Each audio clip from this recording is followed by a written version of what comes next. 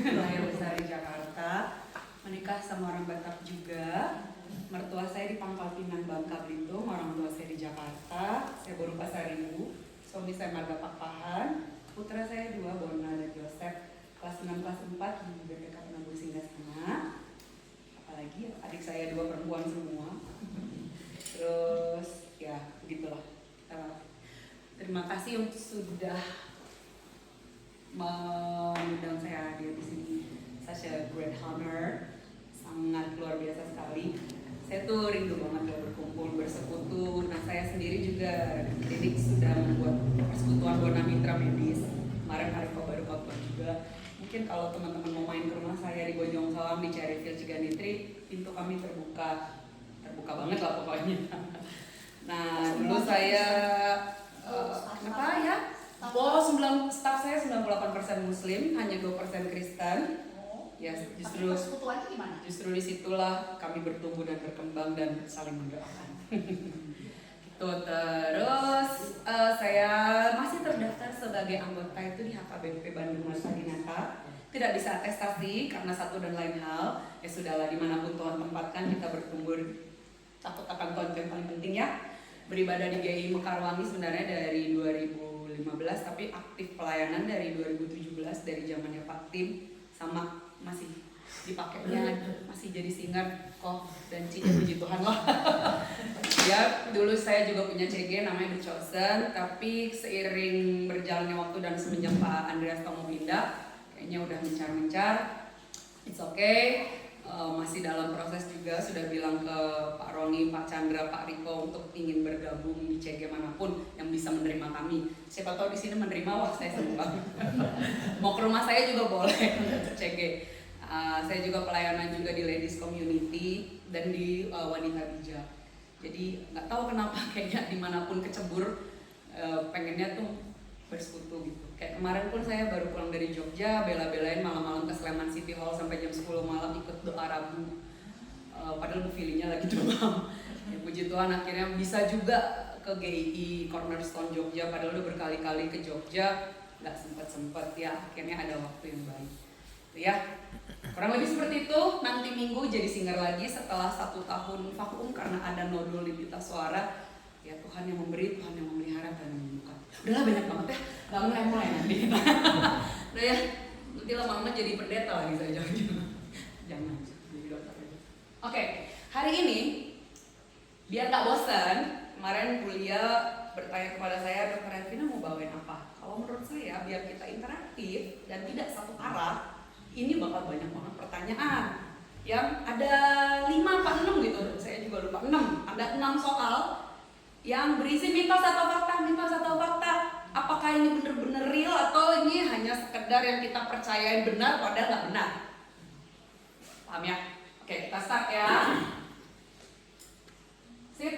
Soal nomor 1. Mangga tuan rumah dibaca soalnya. Minum obat hipertensi, diabetes, kolesterol secara rutin bisa menyebabkan gagal ginjal. Siapa yang bilang mitos? Angkat tangannya. Boleh dong. Siapa yang bilang fakta? Fakta. Ini jangan gara-gara suara mayoritas harus punya pendirian. Sahali deui. Mitos saha. Mitos.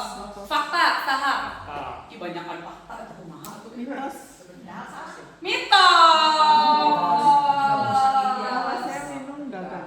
Faktanya itu kalau misalnya sesuai dengan pengawasan dokter dan secara dosis terapeutik sesuai dengan anjuran dokter itu aman. Justru kalau dihentikan nih Bapak Ibu sekalian, apakah di sini udah ada yang kena hipertensi, diabetes dan yang lain-lain, penyakit kronik pasti ada lah ya, nggak usah dijawab dalam hati aja. Kalau diabetes itu kan kita konsumsi obat yang mengakibatkan gagal ginjal itu dari Sebentar. diabetesnya atau Sebentar, nanti ada. Sabar. Can sampai di situ, can sampai di situ sih. Oh ini semangat luar biasa, tepuk tangan dong buat love and respect. So, bahasa ngomongnya harus kita love and respect. Sorry, I'm not an American. Ini kan ibu dia boleh sekali American. I'm not an American bro. I'm a British accent, yeah. Alright, yeah. Justru menyerang target organ, otak, jantung, ginjal. Jadi ada 3 target organ vital kalau diabetes, hipertensi, kolesterol, dan penyakit kronik lainnya apabila tidak dikontrol dengan benar. Oke, Ya, ini baru soal nomor 1. Justru obat itu melindungi ginjal jika diminum tepat dosis, ya kan? Jadi, justru kalau misalnya obat-obat yang bukan hipertensi, kolesterol, diabetes, contohnya pada nyeri, habis main padel nyeri, minum tuh ibuprofen. Aduh mending nyeri lambung, telat makan krecek tadi tuh, cabai rawit cengkehnya 20, minum lagi tanpa ada pengawasan dokter. Aduh mending gimana ya para regel gitu kan, minum prednisolon tanpa pengawasan dokter. Ini justru yang bisa bikin jangka panjangnya berbahaya di ginjal. Oke, Bapak Ibu ya. Nah, ini dia cara kerjanya. Oke, maksud nih obat. Saya menjelaskan dengan bahasa awam agar mudah dimengerti ya. Beredar dalam darah dari ujung atas sampai ujung bawah, masukkan ke ginjal. Nah, pada waktu masuk ke ginjal, cara kerja ginjal tidak sesederhana itu Bapak Ibu. Sebenarnya panjang sekali, dia ada tubulus internal, tubulus ascending, descending, dan banyak sekali diproses luar biasa di situ. Akan tetapi, sesuai dengan dosis terapeutik dari dokter, obat ini akan bermanfaat bagi tubuh dan sisanya akan dibuang lewat urin. Dan lewat keringat juga bisa. Ya, sekresi itu bisa lewat urin, ekskresi maaf. Bisa lewat urin, bisa lewat keringat. Jadi, sepanjang dosis terapeutik itu masih oke. Kita masuk soal nomor 2. Boleh dulu nanya? Boleh. Ini gimana, mau Q&A sekarang atau Q&A nanti? Oh nanti lupa. Nah, Mama saya kan diabetes dulu. iya dulu tahun berapa? Enggak, maksudnya kan sekarang udah almarhum. Iya tahun berapa? Enggak gini. Ketahuannya? Udah lama sekali. Saya ada turunan. Oke, berarti berpuluh tahun lah menderita diabetes. Dia kan makan obat.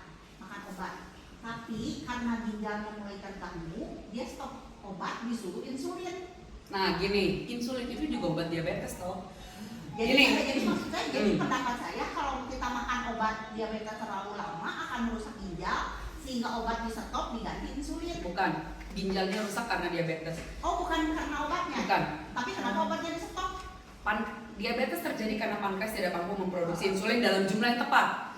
Sehingga obat-obat diabetes diberikan untuk merangsang agar insulin itu naik, benar kan? Di dalam tubuh. Karena tidak mampu dia memproduksi insulin. Ya. Sehingga lama-lama misalnya diobati dengan dosis yang benar. Diabetes itu adalah penyakit silent killer yang mengenai pembuluh darah, terutama pembuluh darah mikro. Pembuluh darah mikro contohnya kapiler, ya, pembuluh darah kecil, pembuluh darah besar, arteri, vena, dan yang lain-lain. Dan itu akan lama-lama rusak juga. Pembuluh darah yang rusak karena diabetes, lama kan tadi udah benar ya diakui lama. Itu akan merusak pembuluh darah di ginjal. 3 target organ. Pertama yang kena pasti ginjal. Yang kedua jantung. Yang ketiga akan otak.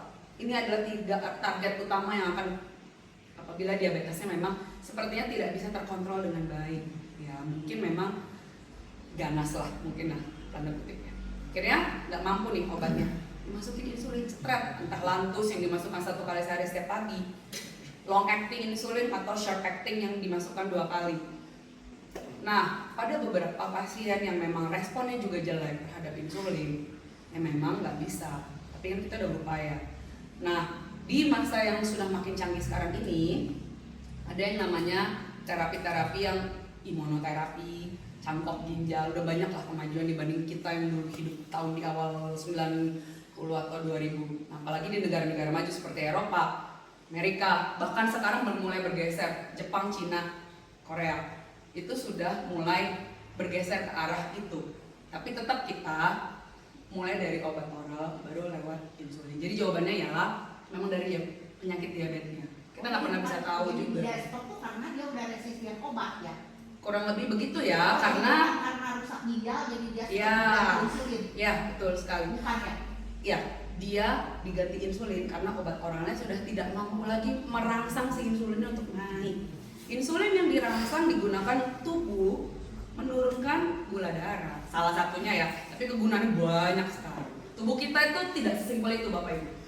Itu makanya Tuhan itu menciptakan kita tuh benar-benar luar biasa lah ya. Makanya kalau lagi pujian jangan terlambat. Iya benar, saya ngomong gitu. Saya nggak suka ngeliat orang terlambat datang kebaktian. Karena 15 menit di awal kebaktian itu fungsinya menyembah. Kenapa menyembah? Karena segala ini siapa yang nyiptain? Tuhan. Gak mampu otak nalar kita melihat ke sana. Makanya pujian di awal sampai dengan pengakuan iman rasuli itu pujian pengagungan yang luar biasa gitu. God and God alone. Satu lagi pertanyaan. Ya. Kalau obat generik dibandingkan obat paten, apakah ada pengaruh lebih merusak ginjal obat generik? Itu sampai sekarang saya nggak bisa berani jawab dengan gamblang karena nggak ada penelitian yang benar-benar menurut saya valid secara empirik ataupun secara analitikal gitu-gitu loh. Kurang Jadi lebih. nggak ada hubungan antara obat mahal dengan rusak ginjal. Itu nggak ada sama sekali. Itu balik lagi tadi ke sini tadi. Mitos. Sini lagi. Obat generik mau obat paten. Lah kalau diminum sembarangan ya udah rusak. Terus ini kalau antibiotik kan harus habis, itu efeknya apa sih? Nggak ada efek, emang Kalau harus misalnya resisten. Betul, jadi kumannya yang tadinya harusnya mati jadi nggak mati. Nah itu banyak kejadian itu. Apalagi di negara ini yang sudah bebas perjualbelikan. Kalau obat Cina rusak ginjal benar? Itu saya belum berani jawab karena juga sekali lagi penelitiannya tidak ada. Saya pernah dengar dari siapa kalau jangan suka makan obat-obat Chinese karena lebih gampang merusak ginjal. Aku nggak berani jawab karena itu bukan bidangku. Kecuali kalau emang ada penelitiannya ya. Balik lagi kita balik ke data. Ya. Siapa yang mau baca nomor 2? Mana Ci? Cici, iya benar. Cici yang pakai tas Adidas. Mandi malam menjadi rematik. Mandi malam. Pasti banyak yang mandi malam nih, terus habis itu dibilang, takut rematik habis main padel gitu kan, jam 6 sore mandi malam rematik. Siapa yang bilang mitos? Mitos. Siapa yang bilang fakta? Kita boleh dong berpendapat. Siapa yang bilang fakta? Oke, no one. Oke, good. So, ini benar. Mitos ya. Karena faktanya adalah bukan mandi malamnya gitu loh. Bukan mandi pada waktu malamnya gitu loh. Ya, tapi kadang-kadang apalagi di Bandung ya, air dingin gitu kan. Cuacanya dingin gitu kan. Nah, itu kadang-kadang bisa memperberat nyerinya loh ya. Nyerinya yang diperberat. Karena ototnya jadi spasme kaku, kadang-kadang bisa mengubah cuaca itu bisa mengubah kayak cairan sinovial sendinya juga bisa berubah gitu ya, memperparah. Jadi konsistensi cairan sendinya dapat berubah dan otot menjadi kaku dan sendi menjadi nyeri. Lebih ke arah situ. Bukan menyebabkan, tapi memperparah gejala gitu lah. Jadi bukan menyebabkan, tapi memperparah. Oke? Kita balik lagi ke sini. Ya. Ini berbagai macam penyakit-penyakit rematik ya. Oke. Rematik autoimun ya? Nah ini, sabar Ci, ini dia. Ini slide-nya. Tunggu. Ini kalau mahasiswa ini luar biasa udah tunggak di sini. Kondisi medisnya berhubungan dengan gangguan otot, sendi dan struktur di sekitarnya. Ada 2 nih, ya itu tadi autoimun ada, non autoimun juga ada. Nah kalau autoimun itu adalah kekebalan tubuh kita sendiri yang menyerang. Jadi tubuh menyerang tubuh lah, kurang lebih begitu. Itu ibarat kayak Spanyol ngegolin di golnya gawangnya Spanyol lah gitu lah, gol bunuh diri. Ya, menyerang persendian yang sehat. Contohnya ini bisa reumatoid, bisa lupus. Kalau non autoimun kumaha ada pengapuran, peradangan, ya kan? Osteoartritis pasti udah sering dengar ya, OA, usia, ya kan? Banyak banget dulu waktu masih muda atletnya pelari. Nah, ini kayak saya nih udah mulai OA nih sebenarnya. Berat badannya berat, nggak sesuai dengan tinggi badan, ini OA nih, ya kan? Atau juga osteoporosis itu juga bisa lama-lama menyebabkan rematik. Kalau udah berat banget ya, pengapuran yang tingkat tinggi gitu ya. Atau asam uratnya tinggi banget terus ada gout. Ya, itu juga non autoimun rematik. Dan itu nggak ada kaitannya dengan mandi malam. Oke. Nangkep ya? Ya udah, mandi aja pakai air hangat. Dan keringkan tubuh segera setelah mandi gitu. Jadi bukan menyebabkan rematik, tapi memperparah gejala. Ya? Oke, udah 2 pertanyaan kita selingin firman Tuhan ya. Cara mandi di atas bawah itu ada pengaruhnya. Enggak sih, kecuali Nah, ini kan jadi stroke gitu kan. enggak juga, itu juga mitos. Kecuali kalau udah punya sakit di pinggang nih, mandi dari bawah ke atas sakit juga kali di sini kok ya. Oke. Jadi sebenarnya kalau mandi itu bagus air hangat air dingin. Tergantung cuaca dan keadaan tubuh. Kalau lagi dingin-dingin gini mandi air dingin pasnya juga dong. Tapi kalau lagi panas gitu kan, habis lari, habis nge-gym, berenang gitu kan, seger banget kan rasanya. Emang nggak aja selama tubuhnya mengkompensasi dengan baik. Apa belum kalau dari kesehatan, dari segi kesehatan? Nggak ada ini sih, cuman kalau air hangat relaxing aja kalau malam ya. Jadi kayak ototnya tuh nggak spasme gitu tapi relaxing gitu, dan bisa tidur dengan nyenyak. Ya alami aja gitu ya. Kayak takut akan Tuhan adalah permulaan pengetahuan, tetapi orang bodoh menghina hikmat dan didikan. Ini kenapa saya masukin Amsal 1 ayat 7, karena banyak yang bilang Dokter Ervina ini nggak ada capek-capeknya belajar, padahal udah punya anak tapi masih sekolah, cum laude lagi S2-nya. Karena memang begini katanya. Ya karena saya dikasih berkat sama Tuhan mungkin ya, dipercaya sama Tuhan mungkin ya, jadi ya mungkin saya membalas kebaikan Tuhan dengan ya permulaan pengetahuan gitu lah ya. Karena takut akan Tuhannya gitu loh, jadi pengen banget belajar terus dan supaya ilmu yang saya hasilkan mudah-mudahan bisa menjadi berkat bagi banyak orang gitu ya. Jadi ilmu itu jangan dipendam sendiri tapi dibagiin sama orang banyak, karena orang bodoh menghina hikmat dan didikan. Kurang lebih begitu. Oke. Oke. Kok baca kok? Bentar. Menaruh sendok ke dalam mulut bayi atau anak yang kejam itu aman. Nah ini buat cucu-cucu nih. Emaknya lagi pergi, cucunya sama kita, kejam, duguk. Oh, langsung dikasih sendok. Biar makin dikit. Nah siapa yang bilang mitos? Siapa yang bilang fakta? Fakta saya. Fakta. Gile, mitos atau fakta? Mitos loh. Ulah dikepasihan sendok, mulut incuk nah ulah. Lidahnya digigit dok. Nanti lidahnya digigit. Nggak usah takut. Miringin. Justru sendoknya nanti patah, rusak, gigi masuk ke tenggorokan, itu bisa aspirasi, bisa tutup saluran nafasnya. Oh itu lebih PR lagi buat kita. Bere jadi kok kena digigit apa? Jangan. Atau dikekep gitu, ente, ulah. Jangan. Faktanya, gak usah ditahan gerakannya. Tapi ini permukaan datar nih. Diletakin aja di sini. Udah kan? Oke, gak boleh dimasukin. Kejang ya. Nyamping. Sampingin. Iya. Tapi pastikan dulu di mulutnya nggak ada apa-apa. Pastikan, lihat aja dulu mulutnya. Apakah ada air atau ada makanan gitu kan? Oke, jadi bukan terlentang tapi menyamping. Tapi hati-hati juga ya, jangan ada makanan atau air atau apa. Miringin supaya mencegah menutup jalan nafas. Jadi bukan terlentang terus dikasih sendok gitu kan? Enggak, patah nanti sendoknya. Kejang itu benar-benar kejam. Ada yang pernah ngeliat bayi kejang nggak di sini? Bona, pada waktu saya hamil Joseph umur 8 bulan, kami sudah sampai di Rumah Sakit Hermina Pasteur, sudah tinggal masuk ke ruang rawat, posisi sudah di IGD, kejang.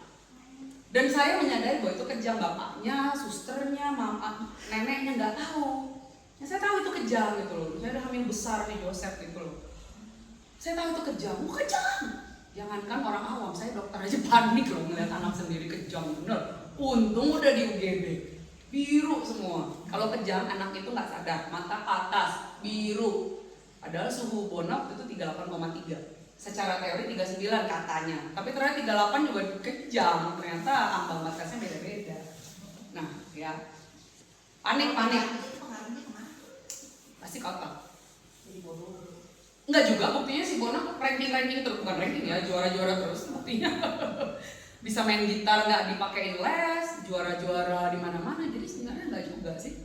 Tergantung bagaimana kita menstimulus. Perkembangan otak oke, tapi otak itu kan nggak hanya dipengaruhi dari itu ya. Dengan kita menstimulus dia, dengan dia melihat, apalagi anak zaman sekarang kan digitalisasi banget ya. YouTube, TikTok dia bisa belajar, otodidak, ya kan. Dia bisa ngomong bahasa Mandarin lebih bagus dari saya, ngomong bahasa Inggris jauh lebih bagus. Jadi gimana kita menstimulusnya juga gitu ya. Gitu kan ya. Kalau menyampingnya bebas ya, kiri kanan boleh aja. Boleh. Nah, kalau boleh Bapak Ibu, ini kejang demam ini biasa diderita oleh anak 6 bulan sampai 5 tahun. Di atas itu jarang, bukan nggak ada ya, jarang. Tapi paling banyak 95% di usia rentang 6 bulan sampai 5 tahun. Buat yang punya cucu-cucu di usia itu, siapin ini obat anti kejang dan penurun panas lewat sini ya. Hitung durasi kejangnya. Cepet-cepet bawa ke UGD terdekat atau ke Bona Mitra keluarga. Ya. Hati-hati kalau kejang demamnya itu lebih dari 1 kali dalam 24 jam atau lebih dari 5 menit. Nah ini dia. Bisa Dumin yang 125 mg atau Dumin yang 250 mg. Bedanya apa? Berdasarkan berat badan. Biasanya kalau bayi-bayi ini sampai usia sebenarnya bukan 6 tahun sih. Biasanya saya pakai ini sampai usia 4 sampai 5 tahun, maksimal 5 lah. Biasanya bayi-bayi sampai 4 tahun.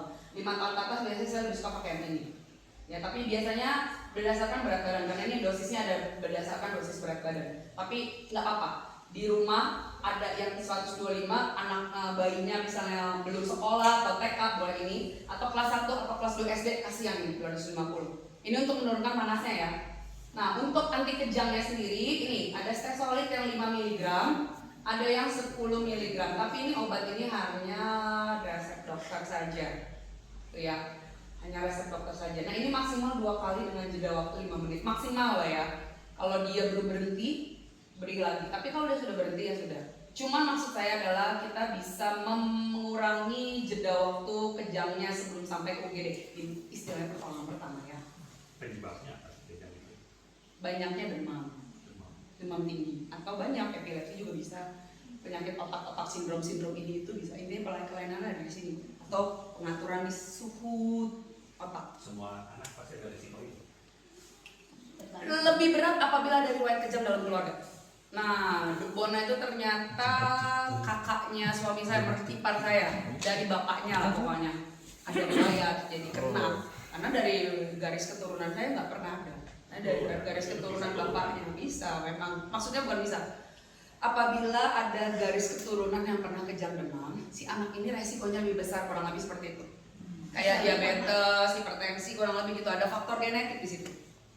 Misalnya dulu waktu kecil ya 41 panasnya, tapi nggak kejang di Bagus dong. tapi saya kan nggak tahu, nggak pengalaman sama si Popo ya, dibuka bajunya diolah pakai RS, pakai anduk, benar sama? Enggak, harusnya air hangat. Nah, itu ya. Sebenarnya gini ya, ibu-ibu, bapak-bapak sekarang ini juga saya selalu bicara tentang ini di segala macam forum. Setiap saya diundang bicara bahwa ilmu kedokteran apapun yang kita yakini benar saat ini belum tentu 10 tahun lagi benar. Benar, ini saya serius ngomong. Dulu kan waktu saya masih kecil juga saya panas tinggi tuh dikompres air es sama mama saya. Mama saya dokter juga tuh. Kompres air es, dipakein kos kaki yang setebal ini, dipakein mantel, dipakein selimut gitu kan, berharap demamnya turun. Karena waktu itu dia yakini itu benar. Ternyata setelah penelitian pengembangan itu salah ternyata. Ketika anak demam tinggi justru air hangat, ketiak. Logikanya kenapa air? Ternyata air hangat itu justru ketika ditempelkan air hangat itu akan memicu stimulus ke otak, yaitu talamus kalau nggak salah, yang mengatur suhu. Si otak talamus itu akan memberikan respon untuk menurunkan panasnya. Ketiak-ketiak, selangkangan, dahi, leher. Itu saya praktekkan juga sampai saat ini apabila Bona Joseph demam tinggi, biasa 40 derajat. Anak-anak itu jangan salah Bapak Ibu. Kita 38 aja rasanya udah mau mati gitu, malas dari Tuhan, nggak mau kemana-mana, malas gitu. Anak-anak itu sampai 39,5 dia masih main bola, bah, beneran nggak bohong saya, masih ninju, bah, gitu. Pas dihitung 39,8, nggak tahu ya. Jadi menurut saya kayaknya ambang nyeri dan ambang demam anak-anak tuh jauh di atas kita gitu. Anak saya tuh baru mulai lemas, setelah saya ukur cepat 40,5. Tapi 39,5. FIFA Famos Argentina Messi tendang buang gitu kan, bajunya semua Barcelona Argentina gitu kan, apalagi World Cup nih. Iya, jadi hati-hati. Biasanya mukanya merah, tapi nggak selalu merah ya. Jadi hati-hati juga. Kadang-kadang gini ya, feeling seorang ini nggak ada di science manapun, tapi entah kenapa feeling seorang ibu, feeling seorang bapak, feeling seorang nenek, feeling seorang kakek ada gitu. Ada, kita bisa tahu anakku ini kayaknya sakit nih gitu.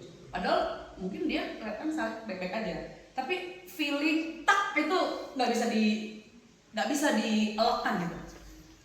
Beneran, saya juga selalu ngomong gitu sama pasien-pasien saya, Bu, Pak, andai kata ibu atau bapak punya feeling aja, kok anaknya nggak sembuh-sembuh, kok gelagat anaknya aneh, cepet bawa ke sini. Karena feeling ibu, bapak, kakek, nenek itu nggak bisa dibohongin. Ya, kurang lebih begitu ya. Ayat lagi, apapun juga yang kamu, ini ayat sebenarnya buat saya juga loh, supaya saya nggak sombong ya, nggak jatuh dalam dosa kesombongan. Bahwa jelas di Kolose 3 ayat 23 ini, dulu waktu saya jadi ketua panitia retret, ayatnya ini, apapun juga yang kamu perbuatlah dengan segala hatimu seperti untuk Tuhan dan bukan untuk manusia. Mau kita itu ibu rumah tangga, mau kita itu dokter, mau kita hamba Tuhan, mau kita apapun yang udah dipercayakan ya, pegawai swasta, pegawai negeri, BUMN, pengusaha, semua buat Tuhan dan bukan untuk manusia. Kurang lebih begitu ya. Lanjut ke soal berikutnya. Siap. Cik, baca Cik. Saya Ya. angin duduk bisa sembuh dengan dikerok. Nah, dikerok gitu kan, sakit tuh kerok. Sampai biru. Pakai uang logam 1000-an. Dulu uang logam 100 yang ada rumah gadang. Mitos. Mitos dokter. Mitos. Pintar. Apa yang mitos ya mas? Mitos. Kita mau tangannya buat makan biskuit. Ada kedokteran ngomong ayo istilah dikerok atau Jadi angin duduk dokter sebenarnya angin duduk itu serangan jantung koroner. Kalau bahasa kedokteran sindrom koroner akut, penyempitan di pembuluh darah di jantung, nyempit, sakit rasanya. Nah gejalanya kumaha? Ini gejalanya. Ini gejalanya tanda-tanda. Jadi ini pakai pembuluh darah, namanya nyempit gitu loh. Saluran got nih, gotnya ketutup sama apa? Sama plak kolesterol atau selang air nih, selang air. Airnya nggak jancak, ketutup gitu loh. Airnya nggak mencret. Selangnya itu pembuluh darah, airnya itu darahnya. Plak kolesterolnya nyumbatnya, batuknya, itu loh. Nangkep ya? Dokter, iya kalau angin duduk itu mitos dikerok. Tapi kalau masuk angin itu fakta. Nah, itu saya setuju. Jelas, NKT, segala obat tapi asal menyembuhkan, dikerok unggul, langsung masuk angin teh. Itu nggak ada lagi bahasa Inggrisnya. Teman saya dosen di Singapura, dia bingung ngejelasin ke mahasiswanya. Masa kita hituin? Coba baca, ayo sama-sama. Satu, apa ini? Baca. Jadi baca. Kelihatan nggak? Oh nggak kelihatan. Yang kelihatan aja deh, yang kelihatan. Terus yang kedua. Jadi sampai tangan. Ya menjalar dia sakit sampai ke sini. Gitu. Sakit sampai ke sini sakit. Coba yang masih bisa baca apa? Jadi nafasnya tuh kayak sampai gitu. Terus apa lagi? Liur, pusing, cemas. Kadang-kadang bukan kadang-kadang, biasanya disertai dengan keringat dingin. Biasanya menyerang saraf otonom. Otonom itu saraf yang berkaitan dengan deg-degan, berdebar-debar, pusing, keringat dingin. Nah itu saraf otonom. Nah itu kena tuh dia. Ya, nah udah diistirahatin, nggak hilang-hilang nyerinya. Dipikir masuk angin doang, dikirain GERD. Banyak juga loh, hati-hati loh. Kenapa? Karena pembuluh darah jantung yang bagian bawah sini ini dekat banget ke diafragma lambung. Dikiranya GERD, nggak tahu sakit jantung, serangan. Banyak kejadian saya kayak begini. Kenapa saya bisa tahu? Jam terbang. Kenapa tahu jam terbang? Ditanya dulu dong riwayatnya. Ada hipertensi. Nah ini slide selanjutnya. Ditanya dulu faktor resikonya. Hipertensi, ayah tuh eta si bapaknya jangan salah, usia 30 tahun dia ayah serangan jantung. Sugan GERD, ternyata benar penyempitan. Ada hipertensi, seusia saya juga banyak. Seueur ayah mah. Diabetes, nanti tadi yang kita udah bilang kolesterolnya tinggi sehingga terbentuk plak kolesterol yang keras, takat. Nah itu gunanya obat kolesterol supaya plaknya itu lunak, distabilkan. Apalagi merokok sehari sadinten sabaraha bungkus pak. Oh atuh si bapak mah meni 2 bungkus kayak kereta api 3 bungkus 4 bungkus sadinten. Kumaha si bapak teh sarapanna naon? Sarapanna rokok jeung kopi ya. Kopinya kopi ini lagi kopi hidung. Nah riwayat keluarga ini ada. Walaupun nggak selalu ya, nggak selalu loh, nggak selalu. Tapi kalau punya ini, kans untuk kena serangan angin duduk lebih tinggi. Obesitas, ini fakta. Ini juga saya juga jadi takut nih. Harus kita jaga mulai dari sekarang nih, obesitas ini hati-hati. Ini juga faktor resiko. Ya. Nah, kafein itu tadi kopi hidung. Hati-hati teh-teh yang hongcha itu kafeinnya tinggi loh. Karena dia oolong tea, oolong cha. Cuy ya, cuy. Serius ini, oolong tea itu kafeinnya banyak. Jadi hati-hati dengan oolong tea. Kalau mau yang lebih aman, kamu mau yang segala sesuatu dengan green tea itu lebih aman daripada black tea atau hongcha. Hongcha itu teh merah bahasa Mandarin. Hongcha. Ya, teh tarik ada. Teh tarik itu ada kafeinnya. Ternyata ada. Karena beberapa pasien termasuk saya sendiri kalau minum teh tarik malam jantungnya berdebar lebih tinggi dan nggak bisa tidur. Ternyata ada. Ya, itu tadi ya. Saya balik lagi, siapa tahu masih mau foto. So eta foto. Duduk itu tuh salah satu gejala. Bukan. Iya, betul. Gejalanya. Ada apa lagi selain itu? Apa ya, gimana? Kan gejala jantung lagi duduk. Oke, terus Nanti slide-nya boleh kan? boleh. Ini Ada lagi yang mau kasih dari penyebabnya atau gejalanya? gejalanya. Gejalanya sebenarnya banyak, tapi ini yang paling umum. Sebenarnya banyak. Kadang hati-hati, ada yang nggak bergejala, jeder aja jatuh. Lumayan sih. Kalau udah jatuh kayak gitu jangan pak kasih minum, jangan. Langsung periksa nadinya, periksa napasnya. Ini masih bernapas tuh. Tak bernapas, tanya ini ada riwayat nggak ini? Oh, satu lagi ini kan. Riwayat ini sebentar kok.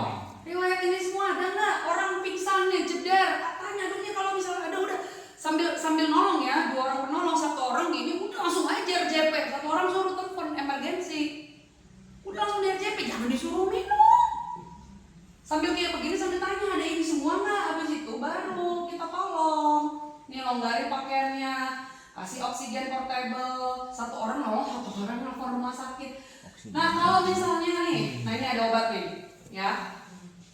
Tapi hati-hati loh, kalau nggak ada riwayat ini, obat kuat atau stroke perdarahan atau pengencer darah, riwayat ini semua, ini masukin nih di bawah lidah. Kalau masih sadar ya, Oke, kalau masih sadar di bawah lidah ini boleh diulang maksimal 3 kali. Ini untuk membuka pembuluh darah yang tadi menyempit. Oke, terus ngancurin plaknya gimana? Sementara pakai aspirat 80 mg 2-4 tablet atau Clopidogrel 75 mg 4 tablet.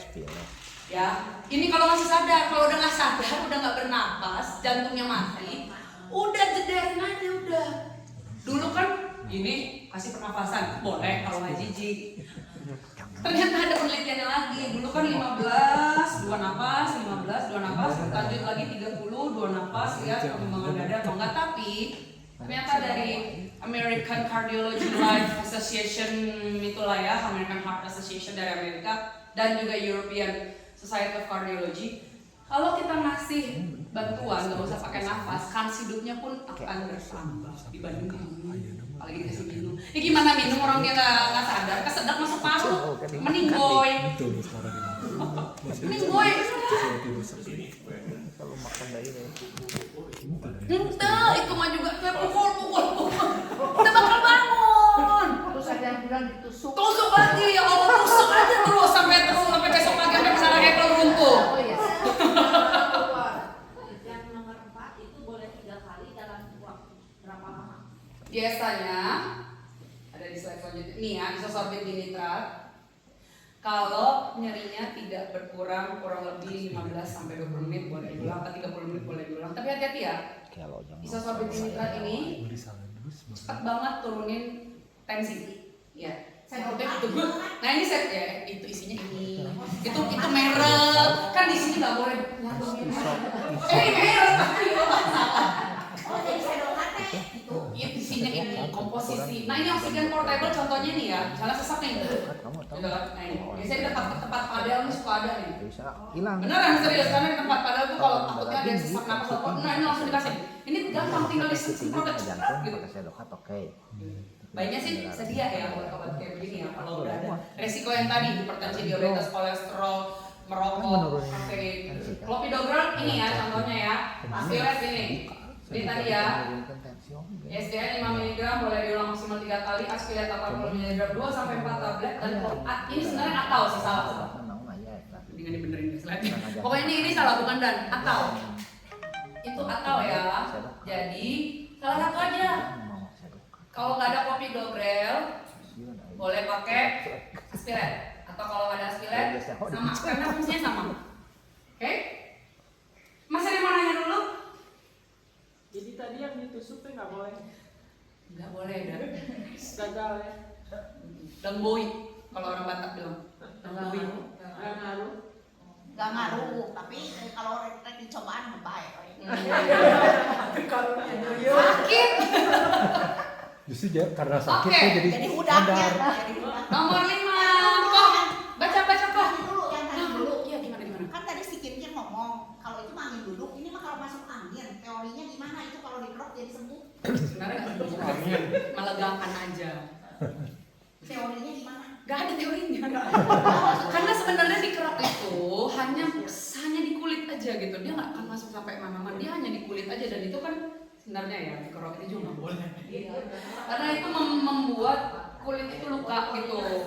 Luka karena perdarahan di bawah kulit. Jadi sebenarnya dikerok itu ada perdarahan di bawah kulit gitu. Dan itu hematom. Itu sebenarnya nggak ada bukti ilmiahnya loh, Ci. Beneran ya. Nyaman ya nyaman aja. Apalagi sambil gitu kan. Itu sama kayak kita lagi di spa gitu kan. Aduh mbak, kok tinggal gitu. Malah yang mijitnya gitu kan. Salah kan? Jadi nggak usah dikerok. Kok punten baca Udah saya mengenal nomor 5 kok. Dengarkan musik favorit bisa mengurangi risiko peradangan. Mengurangi loh ya, bukan menghilangkan ya. Siapa yang bilang fakta? Fakta. mitos. Siapa yang fakta? Fakta. Fakta atau mitos? Nyatanya ini fakta. Oh jadi bunuh Bukan menghilangkan loh ya, sekali lagi ya.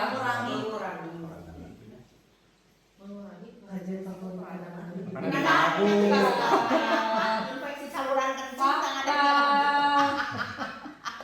Nih, dia akan mengurangi hormon kortisol di otak.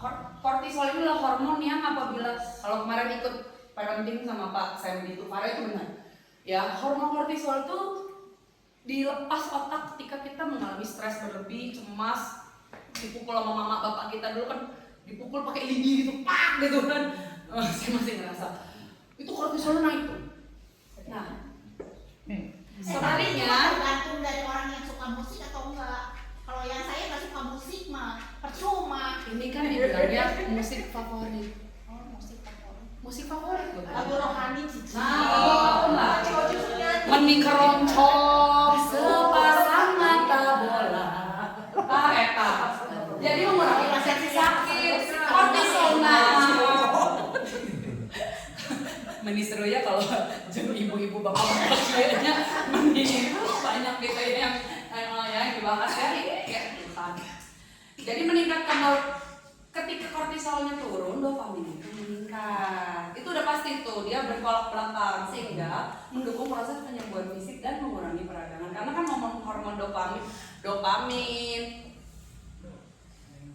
oksitosin, itu hormon-hormon yang mengeluarkan bahagia. Adrenalin itu kalau kita mengalami tantangan gitu kan ya. Dokter Ervina sekarang jalan di atas api, adrenalin meningkat, ya kan?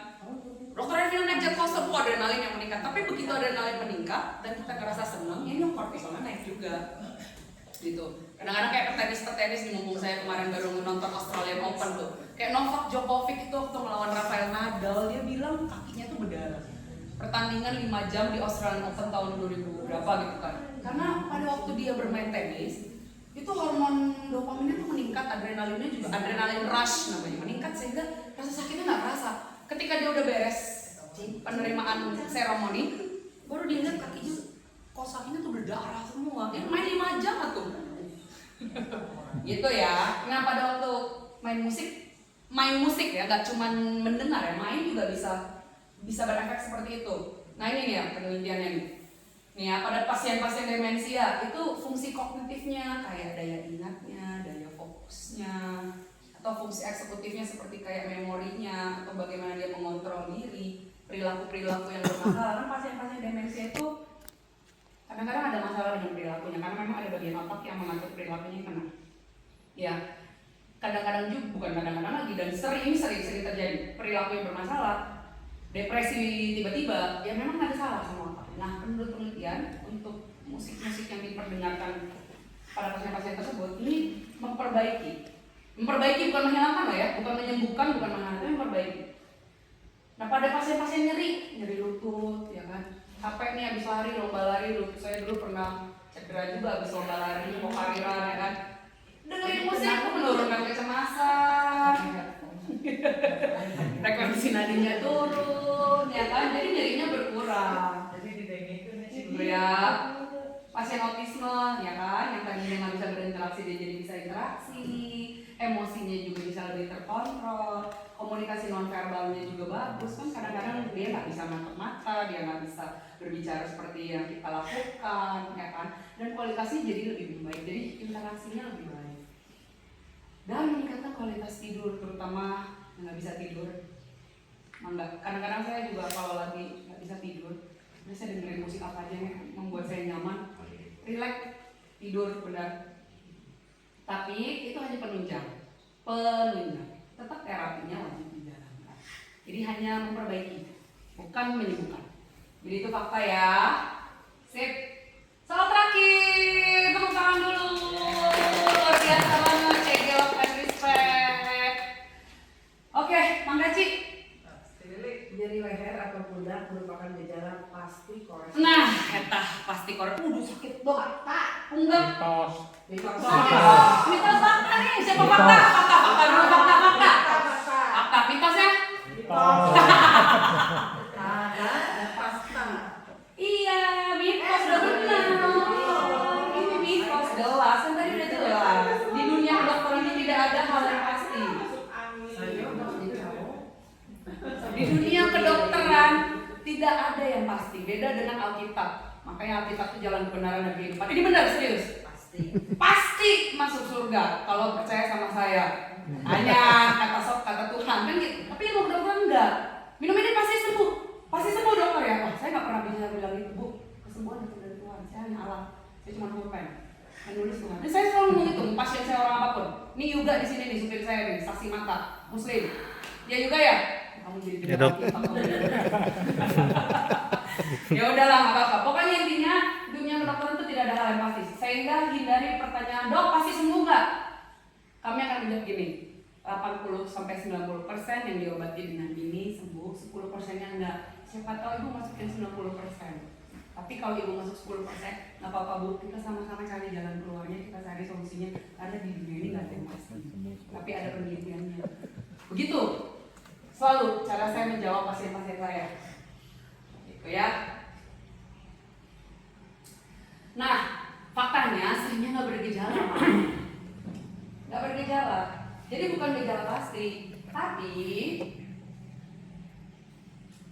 sebenarnya bisa aja. Karena ada juga yang memang dia tinggi memang dicek.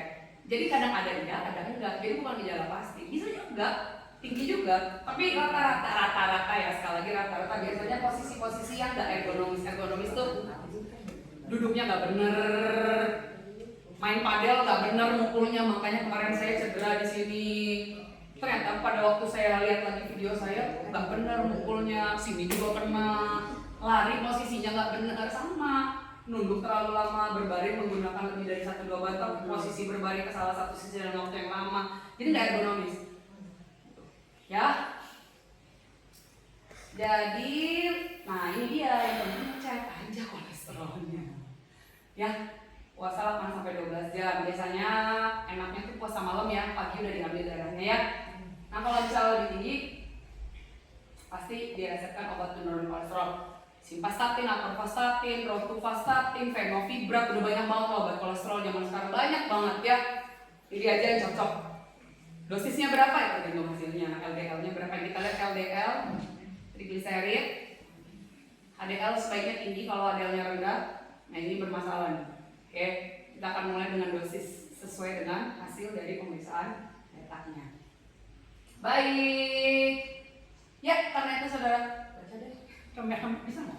Yang bisa baca aja ya, 1, 2, 3. Karena itu saudara-saudara demi kekurangan Allah, supaya kamu bersama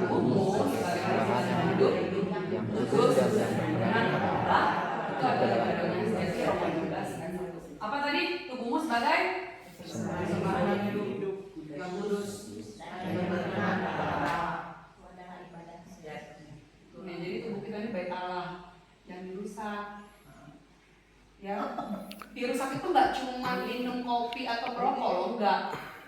Tidur malam, beneran. Nonton Dracin berjilid-jilid, drama CEO ya kan. Emang kalau minum kopi tiap hari nggak boleh emang? Tiap hari, tujuannya apa dulu? 1 gelas Tujuannya apa dulu? udah kebiasaan. Kebiasaan, kenapa menjadi kebiasaan? Enak. Nah, enaknya kenapa? Kenapa enak? Adrenalinnya Seger aja, meningkat, iya. deg-degan, Nggak jadi deg- semangat, Nggak deg-degan. nggak Semangat. Ya. nggak ngantuk, Nggak ngantuk. enak. Iya. Sekali lagi. Tanya dulu, ini bikin sehat atau bikin sakit sebenarnya? Katanya 1 gelas sehari bikin sehat kopi. Enggak sih. Enggak juga. Jangka panjangnya Makanya ada. minum kopi ulah gulaan. Memang tadi gulaan. Kopi hitam. Kopi baik. Aku minum dulu ah. Minum dulu. Ada kafeinnya kok, hati-hati. Ya. Kafein itu hati-hati. Mungkin kok nggak ngerasa tapi adrenalin itu meningkat. Dok, benar nggak dok? Kalau kopi menghilangkan pikun bisa? Mau minumnya enggak. Tapi itu bagus tuh pertanyaan untuk Mitos. selanjutnya. Iya, benar. Tapi enggak ada penelitiannya. Sama kayak kasih kopi anaknya kejam, itu juga nggak ada penelitiannya. Nggak ada penelitiannya. Dia jangan lakukan segala sesuatu yang memang nggak ada penelitiannya. Olahraga berlebihan, habis fitnessnya treadmill, habis treadmill sepedaan, habis sepedaan angkat beban, habis angkat beban lanjut lagi berenang. 2 jam padel, itu juga merusak tubuh. Ya, apa boleh buat kalau kayak atlet-atlet keren kayak Roger Federer atau kayak Lionel Messi atau Cristiano Ronaldo yang memang dituntut untuk olahraga berlebihan, nah karirnya di situ. Tapi sebenarnya rusak juga loh. Lutut mereka ya pasti cedera, lututnya cedera, pinggangnya cedera. Cedera itu pasti cedera, cuma mereka menutupi aja dari media.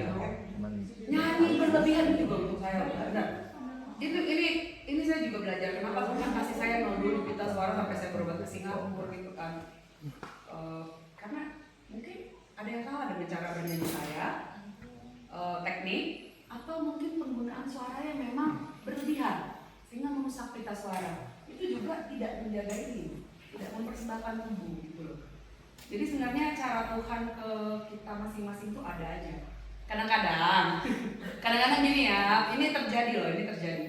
Kadang-kadang Tuhan itu menyentil manusia itu dengan memberikan satu kejadian pak gitu loh. Kamu nggak jaga tubuh kamu loh, jadi kamu cedera. Kamu nggak jaga tubuh kamu, jadi kamu sakit jantung. Kamu nggak jaga tubuh kamu, jadi kamu diabetesnya, gula darahnya 350, HbA1c-nya 7. Karena nggak jaga.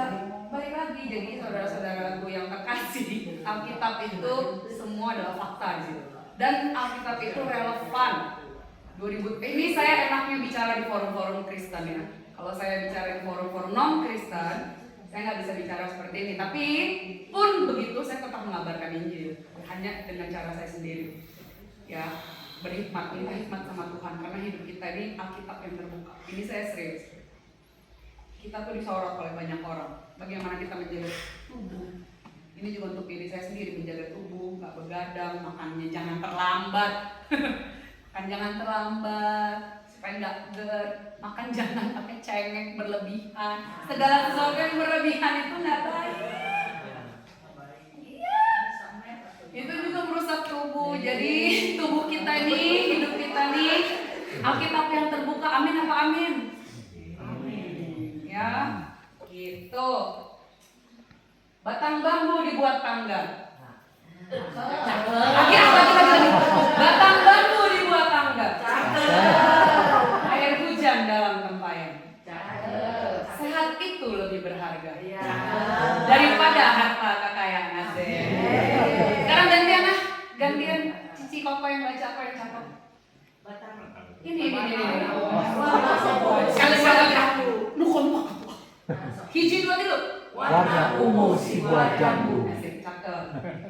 Warna hitam buah kudu. Asik, cakep. Kalau harimu sedang terlalu Gue cakep.